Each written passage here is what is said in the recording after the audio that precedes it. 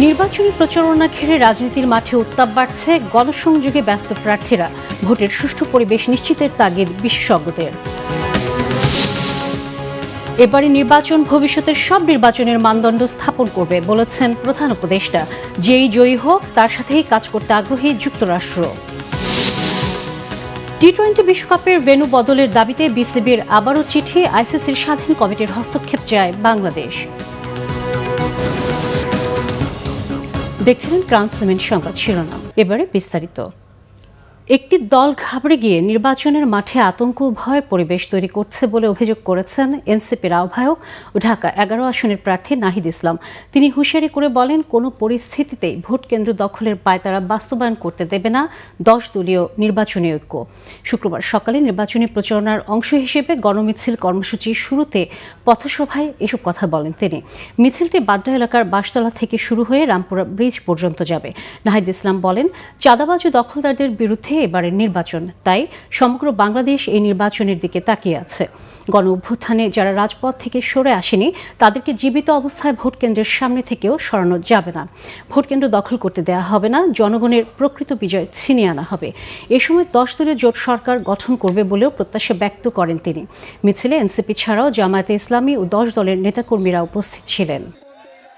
16 বছর ফ্যাসিবাদী ব্যবস্থার পরে যে নতুন নির্বাচন, যেই নতুন বন্দোবস্ত প্রতিষ্ঠার জন্য, যেই গণতন্ত্র প্রতিষ্ঠার জন্য, ইনসাফ প্রতিষ্ঠার জন্য এই নির্বাচনকে সফল করতে হলে, এই নির্বাচনের মাধ্যমে বাংলাদেশকে এগিয়ে নিয়ে যেতে হলে 10 দলীয় নির্বাচনী ঐক্যকে বিজয়ী করা ছাড়া কোনো বিকল্প নেই।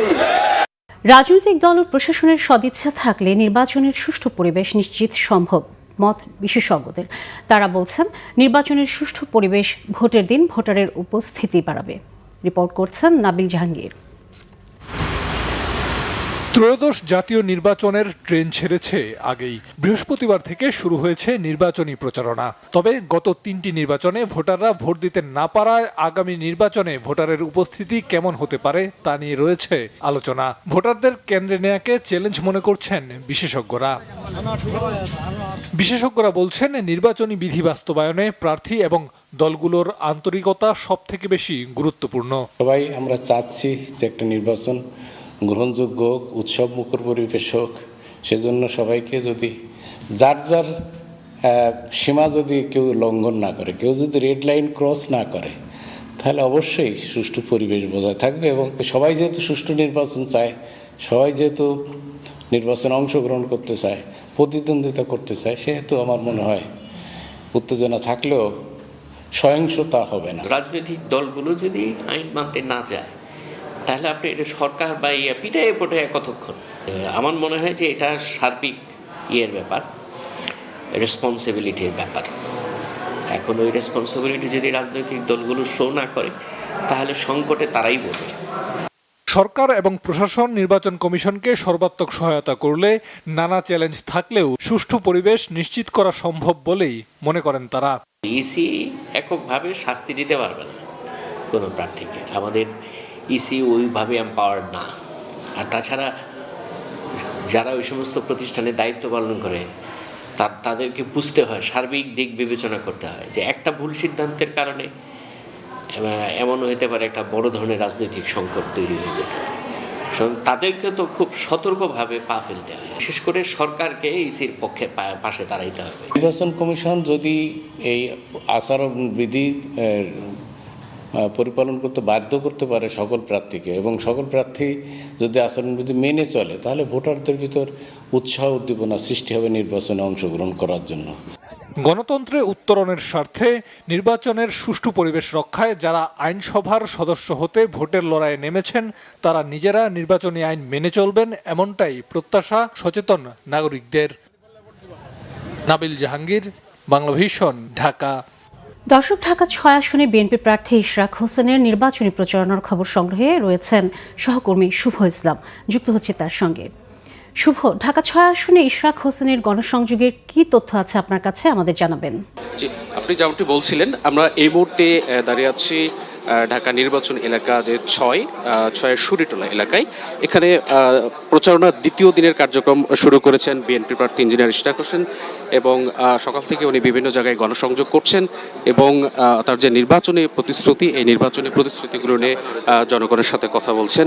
এবং আমরা দেখেছি যে শরীরটোলা থেকে যে নির্বাচনী কার্যক্রম শুরু হয়েছে, এই কার্যক্রম অংশ হিসেবে নেতাকর্মীরাও কিন্তু তারা উজ্জীবিত এবং তারাও কিন্তু বিভিন্ন ধরনের স্লোগান দিচ্ছেন এবং এখন পর্যন্ত কার্যক্রম চলছে।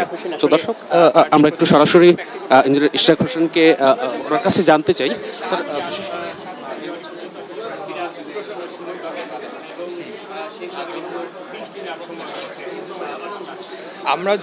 আমাদের এই অঞ্চলে যে সমস্যাগুলো রয়েছে তার মধ্যে জলাবদ্ধতা, রাস্তাঘাটের মেরামত না হওয়ার ফলে তা ভেঙে চুরে চলাচলের অনুপযোগী হয়ে পড়া, ধুলাবালি ময়লা আবর্জনা সব জায়গায় একেবারে পরিবেশটাকে অত্যন্ত খারাপ করে তুলেছে।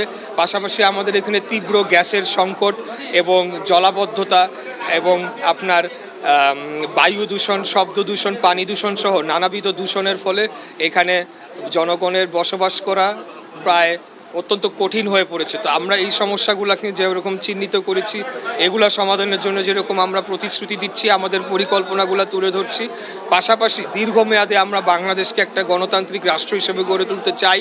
আমরা চাই যে এখানে ন্যায় বিচার প্রতিষ্ঠা পাক এবং একটা 5 বছর পর পর সুষ্ঠু, সঠিক, গ্রহণযোগ্য নির্বাচনের মাধ্যমে জনগণের ভোটে নির্বাচিত সরকারের কাছে শান্তিপূর্ণ উপায় ক্ষমতা হস্তান্তর হোক। এই প্রতিশ্রুতিগুলো আমরা দিচ্ছি জনগণের কাছে এবং আমরা ব্যাপক সাড়া পাচ্ছি। আমরা মনে করি ঢাকা 6 আসন বিপুল ভোটে জয়লাভ করে ধানের শীষের প্রার্থীকে জয়লাভ করাবে জনগণ, এখানে আমাদেরকে ভোট দিবে এবং এই আসনটা আমরা দলকে উপহার দিতে পারবো ইনশাআল্লাহ। যুব সমাজ এবং নারীদের জন্য আপনার পরিকল্পনা? দেখেন, যুব সমাজের প্রতি আমাদের অনেকগুলো কনসার্ন রয়েছে। তার মধ্যে অন্যতম হচ্ছে যে আমরা লক্ষ্য করেছি বিগত দিনে পরিকল্পিতভাবে আমাদের যুব সমাজ, ছাত্র সমাজকে ধ্বংস করার জন্য রন্ধ্রে রন্ধ্রে মাদকের প্রবেশ ঘটানো হয়েছিল।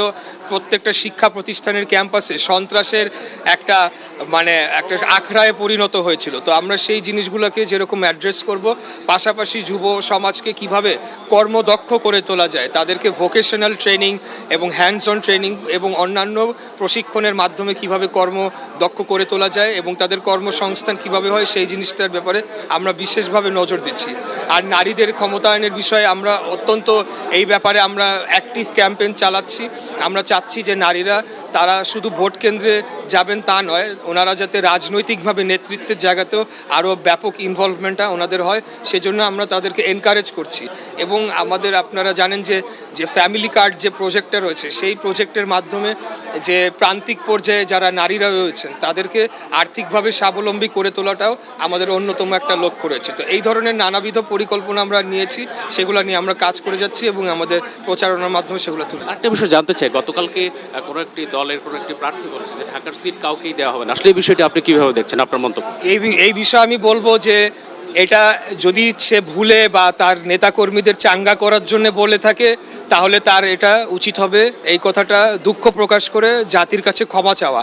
আর যদি আমি মনে করি যে তারা যদি আসলে কোনো অন্য ধরনের চিন্তা থাকে, এখানে ভোট জালিয়াতি, ভোট কারচুপির চিন্তা থাকে, আমরা বলবো খালি আমাদেরকে ঘোষণা যদি দেয়া হয় বা দল থেকে বা আমাদের যদি বলা হয়, তাহলে জামাতের কোনো প্রার্থীকে আমরা ঢাকা শহরে ক্যাম্পেইন করতে দিব না, ভোট তো দূরের কথা। তাই তাদের যদি অন্য কোনো উদ্দেশ্য থেকে থাকে, ভোট কারচুপির মাধ্যমে, ভোট জালিয়াতির মাধ্যমে ফলাফল ছিনিয়ে নিয়ে যাবে, তাহলে তারা বোকার স্বর্গে বাস করছে, তাদের নেতাকর্মীরা বোকার স্বর্গে বাস করছে। আমরা দীর্ঘ আন্দোলন সংগ্রাম, লড়াই, যুদ্ধ করেছি। খুনি হাসিনার বিরুদ্ধে আমরা লড়াই সংগ্রাম করে বাংলাদেশে গণতন্ত্র প্রতিষ্ঠার জন্য বুকের গুলি আমরা মাথা পেতে আমরা গুলি গ্রহণ করেছি। তো আমাদের সাথে এই ধরনের আচরণ যদি যারা বিগত 17 বছরে আমরা তাদেরকে কোনোদিনও আন্দোলনে দেখি নাই।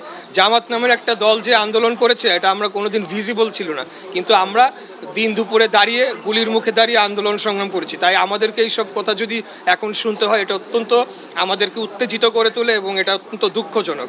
আমরা বলবো যে তারা এই ধরনের কথা প্রত্যাহার করুক, আর যদি তাদের অন্য কোনো কুমতলব থেকে থাকে সেটা আমরা ভেঙে চুরমার করে দেবো ইনশাআল্লাহ, এটি আমি বলতে চাই। দর্শক, আমরা যেমনটি শুনছিলাম, বিএনপি প্রার্থী ইশরাক হোসেন কিন্তু যিনি বলছিলেন যে চেক করো, ফ্রেম চেক করতে মাইক সামনে যাও। সাধারণ জনগণ থেকে শুরু করে এই এলাকার ভোটারদের যে প্রত্যাশা, সেই প্রত্যাশাগুলো কিন্তু সুচারুভাবে পালন করবেন এবং এলাকার সন্তান হিসেবে তিনি এলাকায় বড় হয়েছেন এবং তিনি বিভিন্ন ধরনের সমস্যা খুব কাছ থেকে দেখেছেন। এই ধরনের সমস্যাগুলো সমাধানে তার যেই পরিকল্পনা, সেই পরিকল্পনা কিন্তু তিনি বাস্তবায়ন করবেন বলেই তিনি জানাচ্ছিলেন। দর্শক, শুরিটোলা এলাকা থেকে নির্বাচনী প্রচারণা এই ছিল আমার কাছে সর্বশেষ। শুভ, ধন্যবাদ আপনাকে। আগামী 12 ফেব্রুয়ারি সাধারণ নির্বাচন বাংলাদেশের ভবিষ্যতের সব নির্বাচনের জন্য একটি মানদণ্ড স্থাপন করবে বলেছেন প্রধান উপদেষ্টা অধ্যাপক ডক্টর মোহাম্মদ ইউনূস। বৃহস্পতিবার রাষ্ট্রীয় অতিথি ভবন যমুনায় ঢাকায় নবনিযুক্ত যুক্তরাষ্ট্রের রাষ্ট্রদূত ব্রেন্ট ক্রিস্টেনসেন প্রধান উপদেষ্টার সঙ্গে সৌজন্য সাক্ষাৎ করতে গেলে তিনি কথা বলেন। প্রধান উপদেষ্টা বলেন, সরকার আগামী 12 ফেব্রুয়ারি একটি অবাধ, সুষ্ঠু, স্বচ্ছ নির্বাচন অনুষ্ঠানে সম্পূর্ণ প্রস্তুত। রাষ্ট্রদূত ক্রিস্টেনসেন বলেন, ফেব্রুয়ারি নির্বাচনে যেই দলই জয়ী হোক না কেন তার সঙ্গে কাজ করতে আগ্রহী তার দেশ। তিনি অন্তর্বর্তী সরকারের গুরুত্বপূর্ণ সংস্কার কার্যক্রমের এবং গত 18 মাসে অধ্যাপক ডক্টর ইউনূসের নেতৃত্বের ভূয়সী প্রশংসা করেন। আসন্ন সাধারণ নির্বাচন, অন্তর্বর্তী সরকারের অনুমোদিত ব্যাপক শ্রম আইন, প্রস্তাবিত বাংলাদেশ যুক্তরাষ্ট্র শুল্ক চুক্তি এবং রোহিঙ্গা সংকট সহ বিভিন্ন বিষয়ে আলোচনায় স্থান পায়। যুক্তরাষ্ট্রের সাম্প্রতিক ভিসা নিষেধাজ্ঞা, যা বাংলাদেশ সহ 75টি দেশের উপর আরোপ করা হয়েছে, সে বিষয়ে আলোচনা হয়েছে। এ সময় সেখানে উপস্থিত ছিলেন জাতীয় নিরাপত্তা উপদেষ্টা ডক্টর খলিলুর রহমান এবং এসডিজির সমন্বয়কারী লামিয়া মোর্শেদ। খেলার খবর, টি-20 বিশ্বকাপ।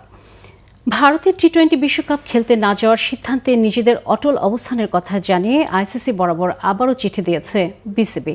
বৃহস্পতিবার পাঠানো ইমেইলে আইসিসির স্বাধীন কমিটির হস্তক্ষেপ চেয়েছে বাংলাদেশ ক্রিকেট বোর্ড। আইসিসির কোনো বিষয় নিয়ে বিতর্ক উঠলে স্বাধীন আইনজীবীদের নিয়ে গঠিত এই কমিটি সেটির সুরাহা করে থাকে। বিসিবির পাঠানো ইমেইলে অনুরোধ করা হয়েছে বাংলাদেশের ভেন্যু পরিবর্তনের দাবির বিষয়টি যেন সংস্থার স্বাধীন ডিসপিউট রেজুলেশন কমিটির কাছে পাঠানো হয়। বিসিবির আশা, তাদের অনুরোধে সাড়া দিয়ে আইসিসি ভেন্যু পরিবর্তনের দাবিটি স্বাধীন কমিটির কাছে পাঠাবে। তবে পরশুর ঘোষণার পর আইসিসি এ নিয়ে আনুষ্ঠানিকভাবে আর কিছু বলেনি। আর ভারতীয় ক্রিকেট বোর্ড বিসিসিআই বিষয়টি নিয়ে শুরু থেকেই নীরব। আইসিসি বুধবার চূড়ান্ত সিদ্ধান্তে জানিয়ে দেয় বাংলাদেশকে ভারতে গিয়ে টি-20 বিশ্বকাপ খেলতে হবে। এরপর সরকারের সঙ্গে কথা বলতে আইসিসির কাছ থেকে 24 ঘন্টা সময় চেয়েছিল বিসিবি। তবে এই সময়েও বাংলাদেশের সিদ্ধান্ত বদল হয়নি। আইসিসি ভেন্যু না বদলালে নিরাপত্তা শঙ্কার কারণে এবার টি-20 বিশ্বকাপে বাংলাদেশ খেলবে না। এটাই এখন চূড়ান্ত। এদিকে পাকিস্তানকে বিশ্বকাপ বয়কট করতে বলেছেন দেশটির সাবেক অধিনায়ক রশিদ লতিফ। বাংলাদেশের পক্ষ থেকে ভারতে না খেলার চূড়ান্ত সিদ্ধান্তের কিছুক্ষণ পর কট বিহাইন্ড নামের একটি ইউটিউব শোতে এই মন্তব্য করেন লতিফ। দর্শক, এই ছিল এখনকার মতো। পরের সংবাদ দুপুর 2টায়। এর আগে একটাই রয়েছে নিউজ টপ 10, দেখার আমন্ত্রণ রইল। এছাড়া বাংলা ভিশন সংবাদ ও সংবাদ সংশ্লিষ্ট অনুষ্ঠান দেখতে ভিজিট করুন www.bvnews24.com ও facebook.com/banglavisionnews এবং সাবস্ক্রাইব করুন youtube.com/banglavisionnews। এতক্ষণ সাথে থাকার জন্য ধন্যবাদ সবাইকে।